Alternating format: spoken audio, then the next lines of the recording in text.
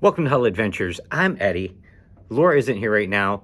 We're going to get into our final thoughts on the Carnival Mardi Gras. We sailed on a Carnival Mardi Gras on February 26th for a 7-day itinerary, which included Nassau, Bahamas, Amber Cove, and Grand Turk. We're going to get into that after this.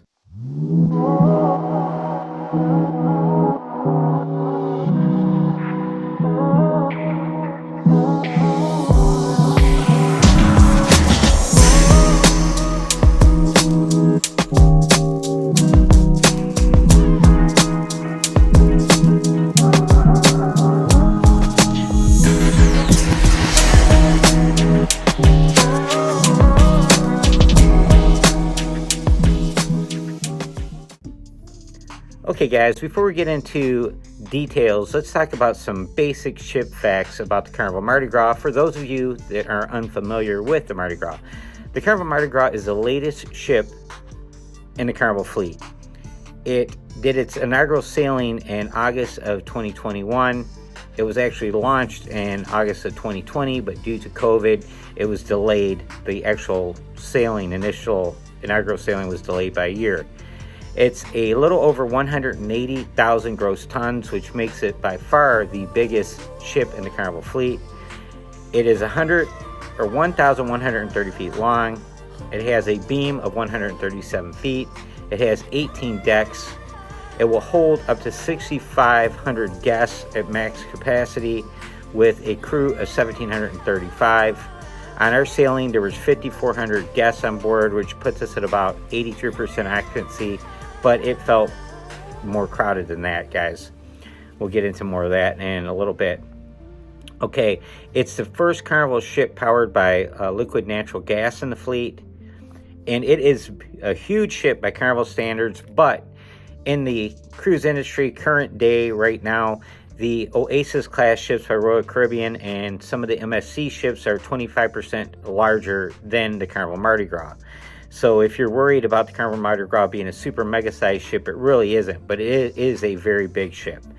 Okay, now if you're getting ready to sail on a Mardi Gras, you need to concentrate on 3 main decks. If you make yourself familiar with these 3 main decks, it will make your cruise a lot more enjoyable and you will avoid missing out on a lot of things. So we're going to start with Deck 6. Deck 6 has Grand Central Stage. That's where the stage is for the Grand Central area. It's right in the middle of the ship. Deck 6 is where you come in when you board the ship at the beginning of your cruise. Deck 6 has the French Quarter. That's got Brass Magnolia Bar, the Fortune Teller Bar, and Emerald's Bistro. It's got the New Orleans theme deck 6. Java Blue is also there, Java Blue Cafe, and it's one of the largest Java Blue cafes. I believe it probably is the largest one in Carnival's fleet.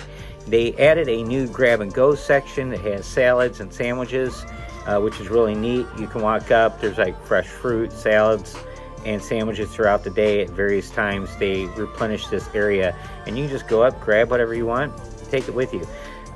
Cherry on Top is on Deck 6. There's fun shops on Deck 6, the Piano Bar and Punchliner Comedy Club, the Mardi Gras Theater, the Level 1 is on Deck 6. The upper level of Cloud 9 Spa is on Deck 6. The lower level is on Deck 5.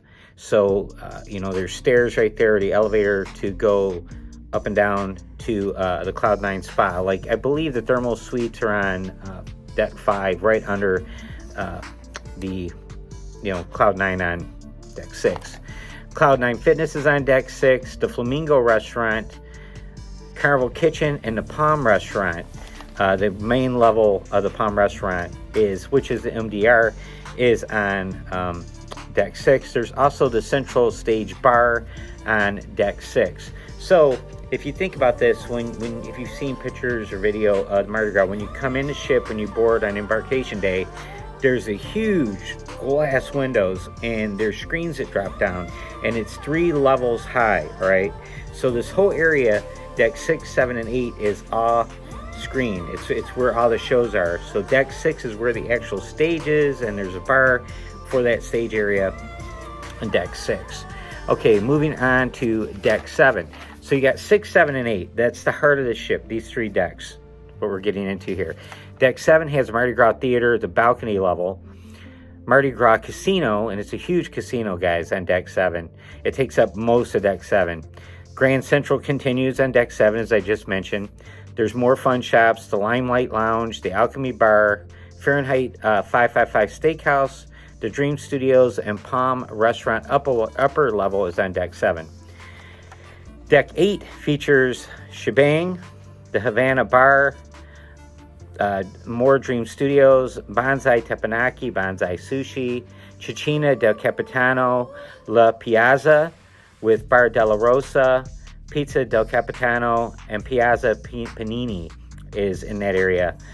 Carnival Adventures, Guest Services, Rudy Sea Grill, the Heroes Tribute Lounge, and Guy's Pig and Anchor Smokehouse Brewhouse make up the Summer's Landing section of Deck 8. Summer's Landing is an area at the aft end of Deck 8. It actually opens up. It has its own little bar area, little deck area out there with a sun deck, and then there's the watering hole bar out there. It's really neat. Summer's Landing, don't sleep on that, guys. That's a really good place to go in the morning and on a sea day and get yourself a lounger. So we did do that, and it was great. Get out there early so you can reserve yourself a lounger on Summer's Landing, guys. Really cool. So those 3 decks, if you make yourself familiar with those 3 decks, what's on each deck, knowing Deck 6 is the theme deck, that's where the French Quarter is, and that's really important to know, those 3 decks. Now, there's a couple more decks you need to be familiar with, and these are decks you're usually commonly familiar with on all the Carnival ships, and that's the Lido deck, which is Deck 16. You have the beach pool, which is the main pool where they do all the sail away parties and line dancing and all that kind of thing. There's the Tides pool at the aft end of Deck 16. There's 2 hot tubs by that pool. The Blue Iguana Cantina, Seafood Shack, and Street Eats are on Deck 16. There's a 2-level Red Frog Tiki Bar, which is really cool. It's between Deck 16 and 17. So when you're on Deck 16, you see it, and there's an upper level. It's really neat. Lido Marketplace is on Deck 16. Shack's Big Chicken is on Deck 16. And the Tides Pool Bar is back there with the Tides Pool. The Tides Pool aft end of the ship has 2 hot tubs. Deck 17 is the upper level of the Lido deck. That's where you're going to find Guy's Burger Joint. It's the biggest one they've ever had on a ship. It's really big on Deck 17. I know you guys are thinking, where's Guy's Burger? That's where it's at. It's on Deck 17. You also will find a Warehouse Arcade.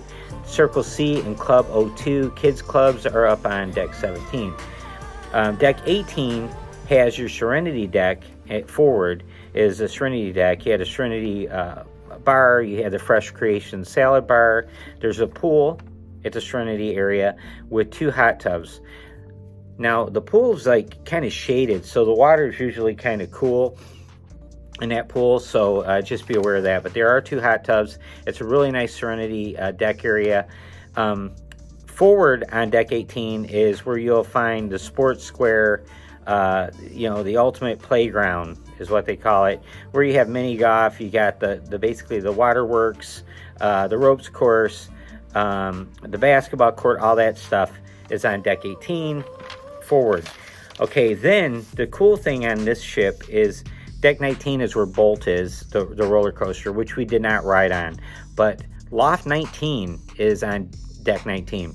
Loft 19 is complimentary for suite guests. So if you book a suite on the Carnival Mardi Gras, you're going to get access to Loft 19. They give you a wristband that allows you to go on Loft 19. And it's like Carnival's trying to compete with Celebrity and some of the other cruise lines where they have these exclusive areas for suite guests. And we were granted access to this area, guys. We actually, there's a vlog below that you can check out where we share our experience in Loft 19. We were granted access for the week in Loft 19. Now, Loft 19 also have cabanas you can rent. You can rent them for the day. You can rent them for the entire week. I think it's $500 a day, but then you have dedicated servers that get you anything you want while you're in Loft 19. They'll go get you food, they get your drinks, anything you want. Now, general access, you can just take a lounger anywhere up on Loft 19, and they come around and take drink orders. There's no bar at Loft 19. the employees either get drinks. I believe like the beers and stuff are up there. They have them refrigerated somewhere, and the crew only access area. But the mixed drinks and things, they go down. I believe there's a Serenity bar, but they'll get you any kind of drink you want. And they bring it to you.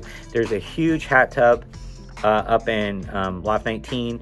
And our first day up there, it happened to be raining. We were the only people up there, and we're sitting in that nice hot tub, guys, in the rain. It was really cool. We really enjoyed Loft 19, and we thank Carnival for giving us access to Loft 19. It was a great experience.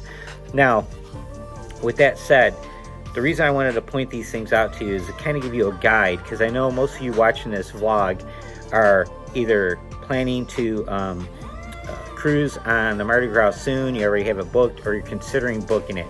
Some of you are afraid to book it because you think it's too big. So we're going to get into now our impressions, what our final thoughts are. Okay, with 5,400 people on board, they say like the capacity is, and I know you guys have seen this because it's kind of confusing. I think it says capacity on Mardi Gras is like 5,296 guests with the max capacity of 6,500.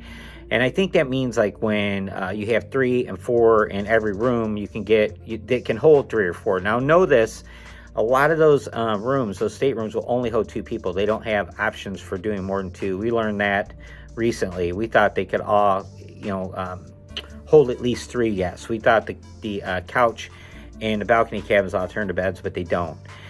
So anyways, with max capacity, meaning you're putting 3 or 4 people and all those rooms that can hold 3 and 4 people to get up to 6,500. So we were at 5,400, and that's talking to the director of hospitality who we got to speak to. We also talked to the director over the restaurants on board. We spent time with him. Dr. A, or Mr. A, we joked around and called him Dr. A. Mr. A, really nice guy, but they told us 5,400 people were on board. It was crowded, guys. It was really crowded. The Mardi Gras is a super cool, super nice ship, guys. It really is. But it seems like it's kind of narrow. It's hard to explain. But the aisleways cut between, like through the middle of restaurants and bars and things. It's kind of unique in that way. They maximize every square foot on that ship. But when it gets busy, especially on sea days with 5,400 people, it felt kind of crowded, okay? Now, in fairness, that was the second most crowded ship we'd been on post-COVID. We almost forgot what it was like sailing near capacity, let alone at capacity. We were on the Sunrise at about 90% capacity back in December, and that felt pretty crowded. This felt very similar, and I believe the Sunrise was right around 2,800 or 2,600 people. I think it holds 2,800, so just keep that in mind. Now, is that a negative? No, we're just being honest with you. It did have like a crowded feel to it. Now, did the ship feel too big? No, absolutely not. It did not feel too big, guys. We have been on the Panorama, the Vista, and the Magic. The Magic, Panorama, and Vista are all around 130,000, 135,000 gross tonnage. So they are quite a bit smaller than the Carnival Mardi Gras, but they don't feel that much smaller. I don't know if that makes sense. Now, we have been on Harmony of the Seas for Royal Caribbean back in 2019, right before the pandemic. And that is a 220 plus thousand gross tonnage ship, which is 25%, more than 25% bigger than the Carnival Mardi Gras. And that felt huge, way bigger than the Mardi Gras. So the Mardi Gras is big, but it still feels manageable. It doesn't feel overwhelming. Okay, so with that, if you're terrified of a big ship, but you're comfortable on the Vista class and Dream class ships, you'll probably like the Mardi Gras. I'm pretty sure you will. Okay, we're going to go over the things that we like. Now, our itinerary was Nassau, Amber Cove, and Grand Turk. Laura had to work on this cruise, guys, and we knew it. And the goal of this cruise was trying to take in as much of the onboard amenities as possible and really get to know the ship. So we really didn't do much as far as excursions and things, and we did that intentionally because everybody warned us you need 2 weeks on a Mardi Gras to really experience it. We planned ahead of time, and we were very strategic in how we went about doing this. Here, we're going to go over things that we really liked. We liked the new Lido buffet design, the dining room design. What they did is they broke it up into sections so it feels a little more intimate. You have like more private areas to sit, like with your group, or if it's just two of you, it doesn't feel like you're out in a huge big cafeteria anymore. It's kind of a really neat thing. But you can't spend a while looking for your party. Like if your wife goes and gets her food first, and and you get your food, and then you're going to meet up somewhere, you might spend a little time finding each other. But we love the design of it. We think it was a really smart carnival to do it that way. Big Chicken's a hit, guys. It's no lie. Shaq's Big Chicken. We ate it multiple times on board. We had it for breakfast. We had it for lunch. It is really good. I believe we broke the tradition on the Mardi Gras, and we ate that on Embarkation Day. We had Big Chicken for the first time. I tried, I think, 3 of the Big Chicken sandwiches. They were all really good. I put them right up there with Popeyes and Chick-fil-A and the new Kentucky Fried Chicken sandwich, which that's my favorite. I think Kentucky Fried Chicken sandwich is the best chicken sandwich. If you don't believe me, try it. If you don't agree, tell me why below. Okay, Emerald's Bistro, excellent. We ate at Emerald's. Emerald's is a optional specialty dining restaurant, a la carte pricing, $3, $4, $5 per item. Well worth the money. We ate lunch there. We ate breakfast there. Very, very good food. We really enjoyed it. And that's another example of where the walkway divides up Emerald's. The walkway goes right through the middle of Emerald's, and there's dining on one side and the counter order food on the other side. Kind of a unique layout. Shebang. Shebang gets mixed reviews, guys. Most people say that we watched were saying it was either mediocre or they didn't like it. We liked it.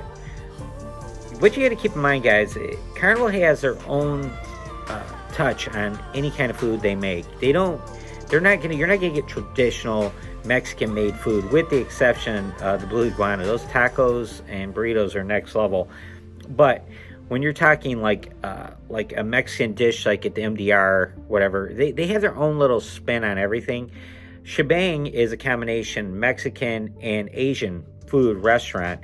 Laura ate Asian, I ate a Mexican. I thought it was great. She thought it was great. We had to stop ourselves from going back there a second time because we were trying to hit as many places as we could, guys. That was the goal, to try it out. We liked Shebang. We recommend Shebang. Really good food. We thought so. Fahrenheit 555, we had to try it on the Mardi Gras. Mr. A, the director of restaurants on board, said you got to try our steakhouse. It's phenomenal. So we did, and it's very, very good. And all the restaurants, especially dining restaurants on Mardi Gras, are bigger, guys. They're bigger than on any other ship. It's kind of crazy. We ate at Cucina del Capitano, and that's included on the Mardi Gras. It's not specialty dining. You pay nothing extra for it. It was really good. We wanted to see what that was like, and I believe we were told that restaurant will hold 450 people, and it was crowded when we were in there, guys. It was the first time we were in a crowded Cucina del Capitano on any Carnival ship. So the food was great. We ate an MDR. It was great. We liked the design, the layout of the Palm restaurant. Typical excellent service and throughout our entire cruise, guys. Our stateroom, our room steward, all the servers on board, they were really good. It was one of the busiest sailings of Mardi Gras. It was during Mardi Gras, guys, so it was kind of a big deal. There's a lot of people on board. We really, as I said earlier, we really like Loft 19. In fact, it was so awesome with having 5,400 people on board to be able to go into an area that barely had any people and just to relax and enjoy that space. It makes booking a suite very tempting, guys. Very, very tempting. We have not checked out the Havana area on any cruise yet. We have not booked that, but there's a Havana area on Mardi Gras, and we're sure that's very similar. When you have this private access area, you're going to have less crowding and give you a little more space. And if you're doing a honeymoon or a special occasion, anniversary, and you want to make it very special, spend that extra money, guys. Book like the Havana area on the Vista class ships or Mardi Gras, or do a suite on Mardi Gras so you can get Loft 19. It's more romantic and intimate to have that privacy that you get in those areas. Okay, the Brass Magnolia Bar in the French Quarter was awesome. We really liked it. We thought Fortune Teller would be our place, you know, when we were watching vlogs, and it wasn't. It was Brass Magnolia. They had live music, and you know us, we love live music. So we really enjoyed it. It was really, really cool. And it was our favorite place to hang out. Similar to Alchemy, the bar staff, it's a really fancy bar. It's beautiful. And the bar staff wears like white tuxedo jackets, and they are phenomenal bartenders. They're entertaining, excellent bartenders, and we really enjoyed it there. I like the fact that they had beer there, which is really awesome. We did try Alchemy. We always hit Alchemy Bar on all of our Carnival cruises, and the Alchemy Bar is on deck 7. And we made a trip up there to give that a shot. Again, it has a walkway going right through the middle of it. So there's a little bit of seating on one side over here. There's a walkway going through the middle. It's kind of an odd thing, but it's like these walkways cut through the middle areas. You know how the walkway goes through the casino? The walkways go through areas like that throughout the entire ship on deck 6, 7, and 8. It's kind of a unique thing. It takes you a minute to get used to. The new Grand Central Stage, I want to talk about that. I briefly touched on that. Again, when you, on embarkation day, you board on deck 6, and you will be blown away by these huge glass windows. And when they have the screens pulled up, and when you're out at sea and you can look out there, it's just a killer view, guys. And the way it is it's open to all 3 decks. So you're passing through like a main walkway on all 3 decks, and you can see what's going on that stage. And Laura and I are not show people, guys. We never watched a single show on a cruise ship until the Mardi Gras. You know how they got us? We were walking through, we were on deck 7. I don't know where we're going, but there was a girl singing, and she was singing an Alanis Morissette song. She was rehearsing, and she was singing, and she had just a killer voice, and she was really killing it and crushing it. We're like, wow, man, she's really good. And we found out that she was one of the singers in Celestial Strings, and we kept hearing how great Celestial Strings was, but we never watched it because we don't even venture near the theaters on the cruise ship, guys. We just don't. We like live bands. We like dancing. We like, you know, the DJs up on the Lido deck. We do not do shows. We tend to believe that the shows tend to be cheesy. That was our, you know, our biased opinion prior to the sailing on a Mardi Gras. So, long story short, we saw that.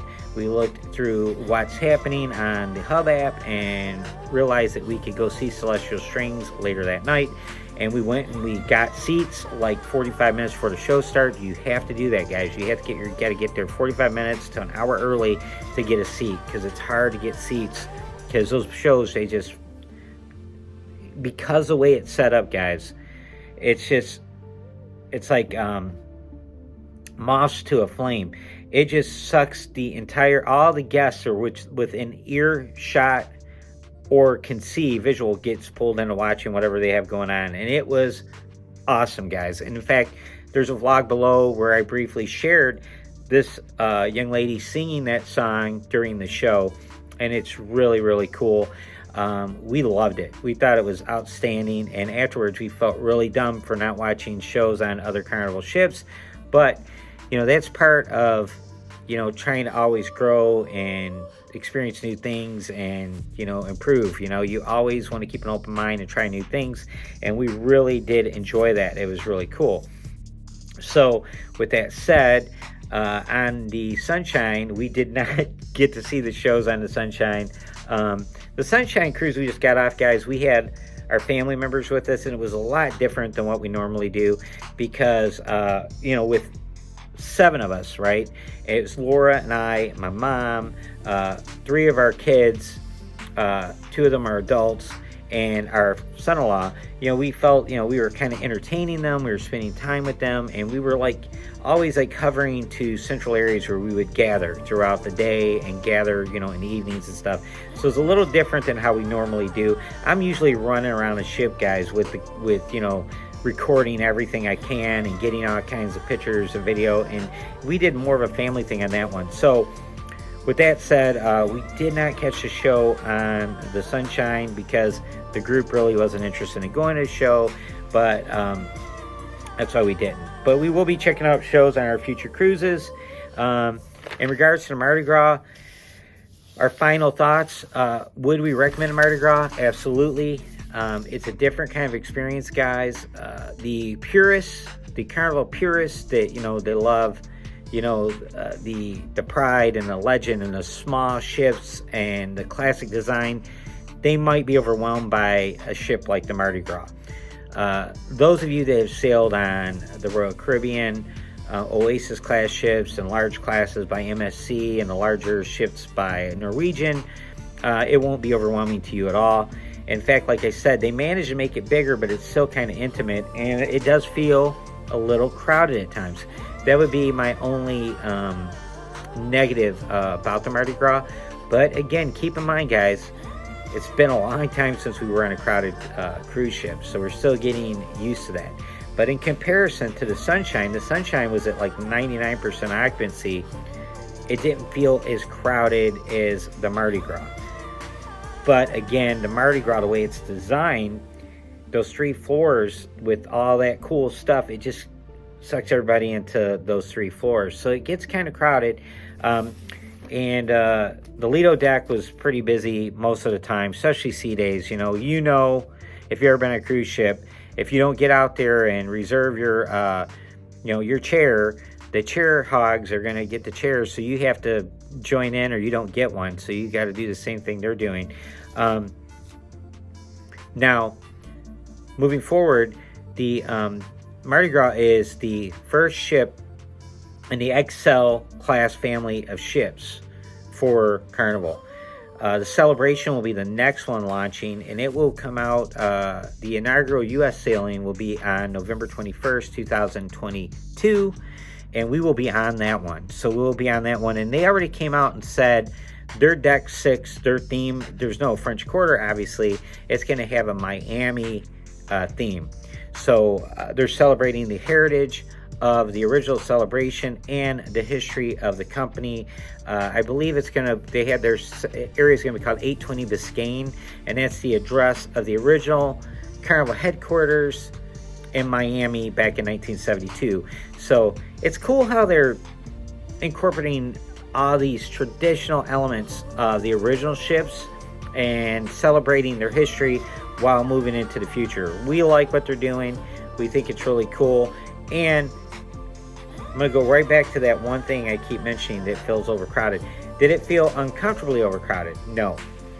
Would I not sail on a Mardi Gras again because of, the 5,400 people and how it felt?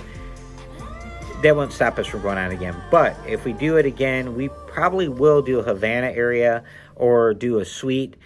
Now, right now, we're booked on the Celebration. I can't remember. I think we have a balcony. I think we have an extended balcony on the Celebration, and we're going to just do a regular balcony on the Celebration to get a feel for what that ship is like. And we are going to also be on the Jubilee, which will be the third of the XL class ships, which will launch. The inaugural U.S. sailing on the Jubilee will be November 18, 2023. We'll be on that one as well. So stay tuned, guys. We have a big, full schedule of cruises coming up, guys. We got one coming up in, 10 days. We're going to do our first celebrity cruise in 10 days. And then we have 4 more for the end of 2022. We're going to end 2022 with a bang. We're going to take 4 months off, regroup, because after we do this next one, that's going to be 8 cruises in 8 months. We've been doing nothing but cruising for 8 months, and we need to regroup and get focused on, taking care of things we need to do around the house and all kinds of things like that. So we will kick it off. We're going to do August. We're going to do Bermuda on the Magic out of New York City. We're going to do an 8-day on the Dream in October. We're going to do a 6-day on the Celebration U.S. inaugural sailing Carnival in November, as mentioned earlier. And we're going to do a Oasis class ship. We're going to do Oasis of the Seas in December of 2022 with our daughter Taylor and our son-in-law Kyle, who had their honeymoon cruise canceled the last minute. Royal Caribbean, they give them a full refund and credit for a future cruise. They had to take it within 12 months, and they wanted us to go with them, so we agreed to, and we're going to try Oasis of the Sea, see what that's like. That will be our first time on a Royal Caribbean ship since 2019, and for those of you that are new to the channel, we only sailed with Royal Caribbean prior to the pandemic. So we switched over to Team Carnival and gave that a try, and we have to say at this point in time, guys, we are Team Carnival. We love the fun aspect of Carnival cruises, but we love Royal Caribbean too. We love cruising, guys. With that said, I want to thank you for tuning in. We appreciate you being here. We're all things cruising. We do cruise news, cruise vlogs, cruise tips, you name it, we do it.